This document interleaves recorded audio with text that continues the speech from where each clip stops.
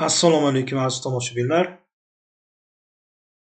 Italyan tilini o'rganishga oid darsliklarimizni davom ettiramiz.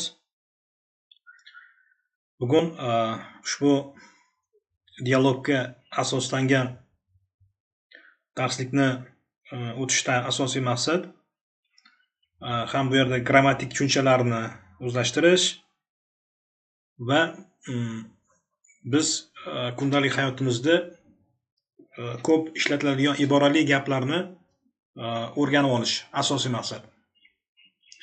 Bo'lmasam birgalikda ushbu gaplarni ko'rib chiqsak. Cosa fai questo weekend? Demak, bu hafta nima qilasan? Deyilyapti. Venerdì vado a Roma, vado da Sandra. Demak, juma kuni Rimga boraman, ketyapman va Sandraga boryapman degan ma'no kelib chiqadi.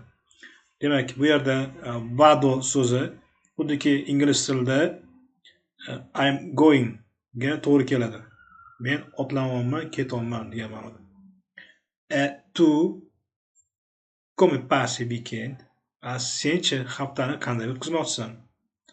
Sabato faccio una passeggiata in centro e vado al cinema alle 8.